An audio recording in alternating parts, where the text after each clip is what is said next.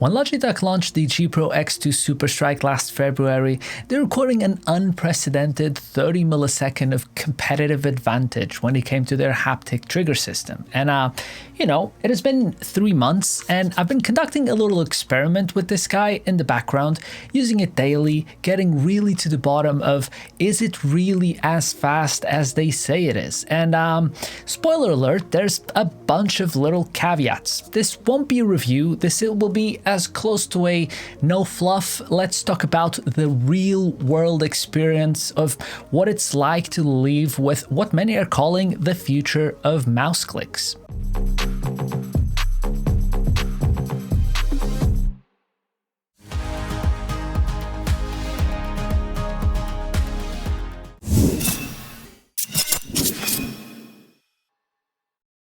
To really put 30 millisecond improvement into perspective, I came up with a couple of different scenarios. Like, many different companies are pushing 8000 Hz as their polling rate for their mice, and the improvement from 1000 Hz to 8000 Hz, it's only 0.75 milliseconds. That's just a minuscule change, but you see a bunch of companies pushing it as if it's gonna make you any better at games.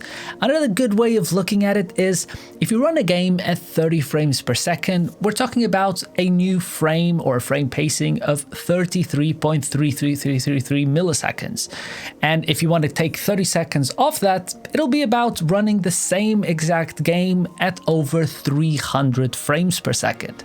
It's a ginormous leap when it comes to latency and overall feel, and it's a tough claim and a tough claim for me to prove, but many people have done pretty good measurements, and the short of it is, technically it's true, but in practice, not really. I'll give you a short explanation on the actual tech and how it's implemented, and then we'll focus on how it actually materializes in day-to-day gaming. You see, the way they're achieving this magic number is by fundamentally tackling one of the weakest point of many mechanical switches in mice, and that's pre-travel. A normal mouse switch would have an actuation point where the click is triggered, and certain mice, like for example the old Superlight, had a pretty significant pre-travel, meaning dead space before you actually reach this actuation point. I still remember modding my original Superlight and trying to remove as much of this pre-travel as I could by just bending the plastic of the mouse button in place and closer to the actual switch, and it's always a win-win. You get a tighter feel and an overall faster response, and on the Superstrike you're effectively tackling the same thing, except there's no contact points. Everything is done with magnets, not exactly the same as you would do with a Hall effect switch on a keyboard, but fundamentally it's not completely different. Logitech call it HITS, which is short for haptic induction trigger system, and you can independently configure 3 separate settings for both of the main mouse buttons. The most important one is the actuation point. At level 1, we're talking about the lightest ever press you have ever clicked on any single mouse, and at number 10, the click is only all the way on the bottom, so the biggest pre-travel you have ever felt on most gaming mice. I would say most other mice feel kind of at a 5 or a 6 on this same scale, so if you go lower than that, it'll feel impossibly quick and almost telepathic at a certain point, and if you go closer to 10, I just think it doesn't feel great.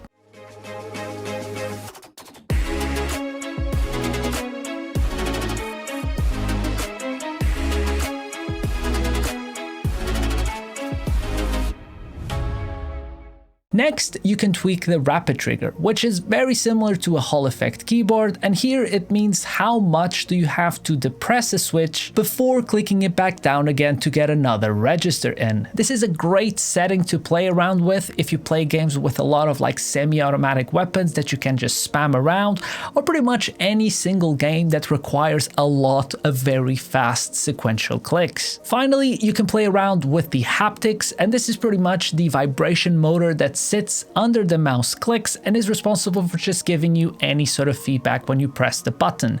If you just turn it all the way off, it's similar to just having the mouse powered down, and it feels like something is broken.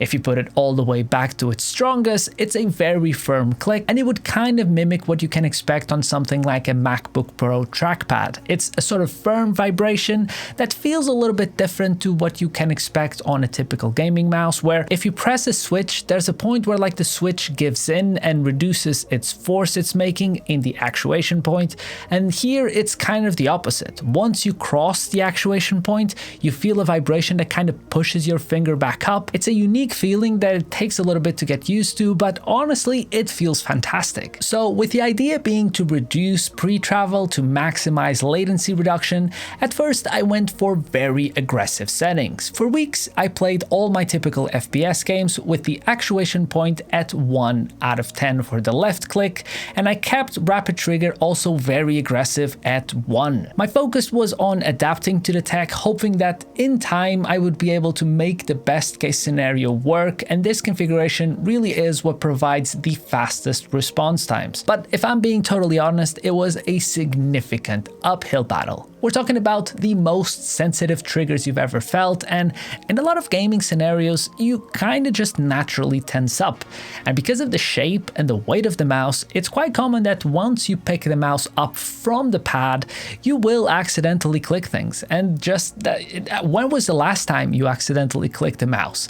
You know, it's the kind of thing that you absolutely never think will happen until you try very aggressive settings on the Superstrike. We don't really think about this, but it's quite common to just apply some pre-tension on the click before actually fully clicking it. And with aggressive settings at a 1 or even at a 2, it's honestly completely impossible. As soon as you put any pre-tension, you'll be clicking, so you really need to unlearn a lot of this sort of learned behavior, and you might call it a skill issue, and to an extent it kind of is.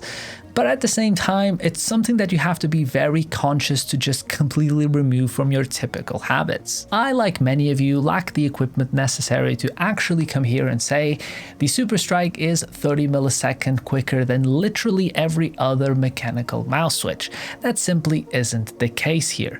What I tried to focus was much more on my particular experience and how I can actually translate that quicker actuation into actually something real. It wasn't because I was before missing shots by over 30 milliseconds, and it's not that with the Superstrike you're now hitting everything. That absolutely isn't the case.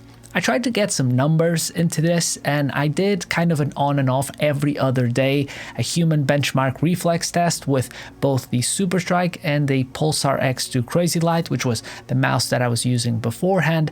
And across 32 samples, multiple months, I tried to keep it as consistent as possible, similar-ish times of day. When I did a test with one mouse, I did it also with the other, and the conclusion was kind of underwhelming. Like, the Superstrike was on average across all of these tests 5.5 milliseconds slower than what I was getting with the X2 Crazy Light. That doesn't tell me that the X2 Crazy Light is necessarily a faster mouse for me. I think the difference is very, very small on the grand scheme of things, and this isn't to say that the 30 millisecond improvement is fake advertisement and Logitech is just lying here.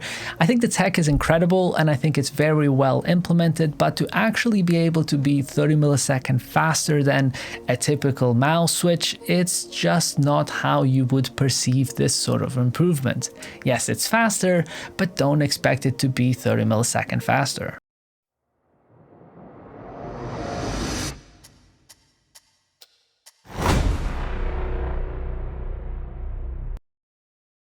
So with all this said, it turns out, to me at least, the biggest improvement of this mouse isn't really as big of a jump as I was initially expecting. It feels fantastic, but don't expect to just be faster than everyone just because you have a haptic trigger. I also noted down some other stuff on my notes when it comes to what makes this mouse sort of this mouse, I guess, beyond the clicks, and here is what I kind of feel like Logitech played it the safest and in a lot of ways ways, it kind of made the original Superlight even slightly less appealing to a particular subset of users.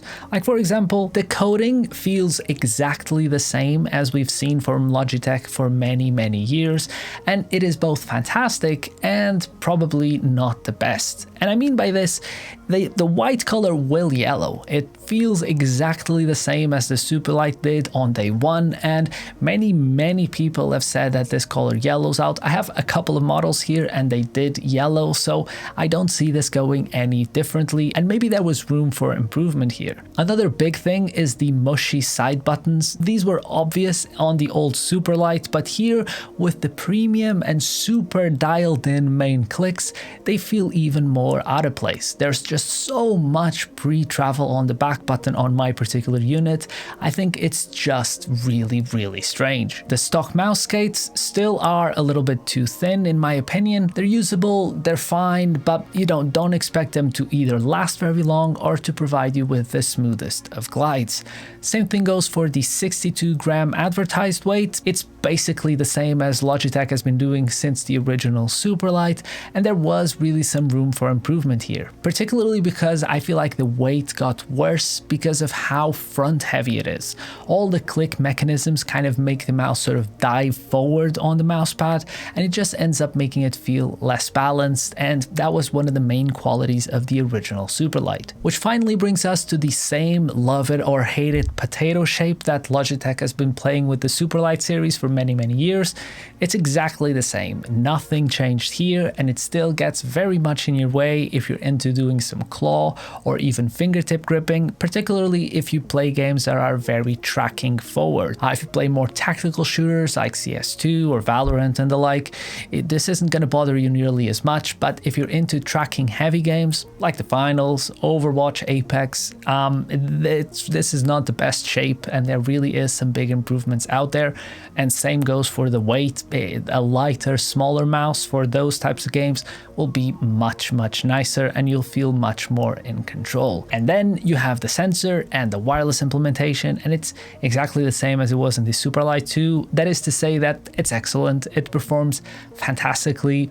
Great battery life. I used it the entire time at 2000 Hertz. No need to go any higher. Battery lasts for days.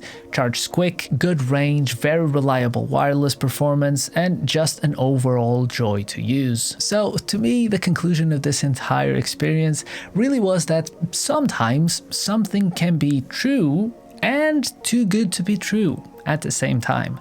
Technically, it's true. It's faster, it's a better implementation, and I can't wait to see many other companies play around with this tech. But at the same time, 30 milliseconds, you're not going to be hitting stuff that you never hit before. You're not going to suddenly be a god, and that really is too good to be true.